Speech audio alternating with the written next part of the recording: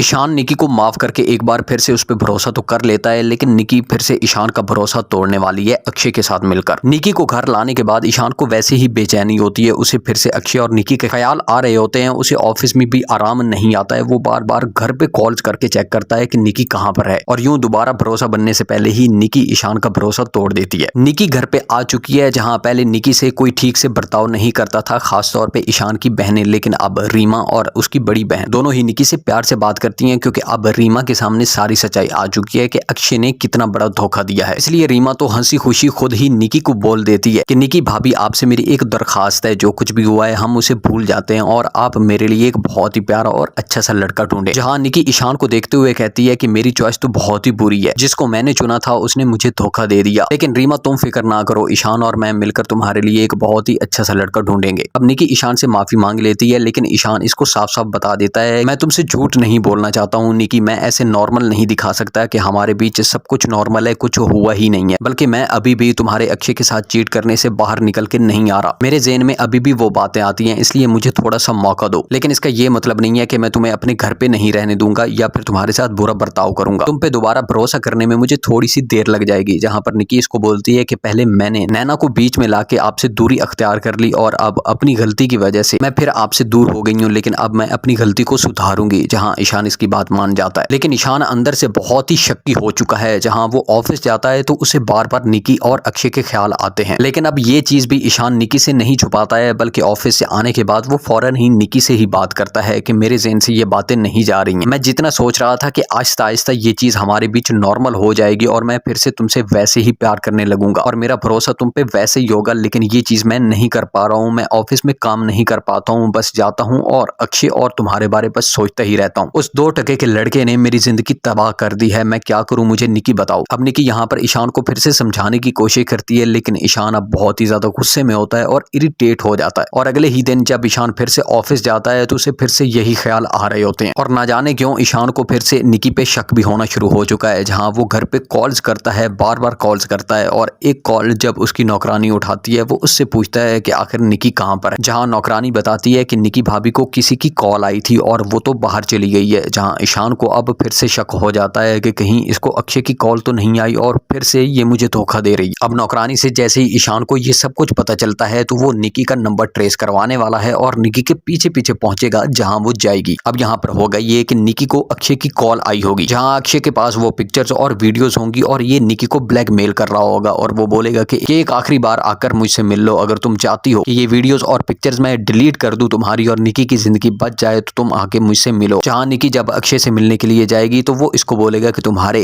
Husband ने मुझ पे FIR की है, मुझ पे केसेस किए हैं, अगर वो ये सब केसेस वापस ले लेता है तो मैं ये वीडियोस और पिक्चर्स को डिलीट कर दूंगा। अब ईशान के निकी और अक्षय के लोकेशन पर पहुंचने से पहले ही ये लोग अपने अपने घर चले गए होते हैं, और ईशान देखता ही रह जाता है कि आखिर निकी कहाँ गई है। घर आकर ईशान निकी से पूछता भी है कि आखिर तुम कहाँ गई थी, जहाँ निकी इस बार झूठ नहीं बोलती है, बल्कि वो ईशान को सारी सच्चाई बता देती है कि अक्षय ने मुझे ये बोला है, अगर तुम्हारा हस्बैंड सारी FIR केसेस वापस ले लेता है तो मैं वीडियोस और पिक्चर्स डिलीट कर दूंगा। सो अब देखना यहाँ पर यह है कि ईशान अक्षय के खिलाफ कोई और एक्शन लेने वाला है, या फिर वो अक्षय की बात मानकर सारे FIR केसेस इससे वापस ले लेगा ताकि वो रीमा और निकी की वीडियोस और पिक्चर्स को डिलीट कर दे। बाकी इसकी नेक्स्ट स्टोरी को लेके आप भी अपनी प्रेडिक्शन शेयर कर सकते हो।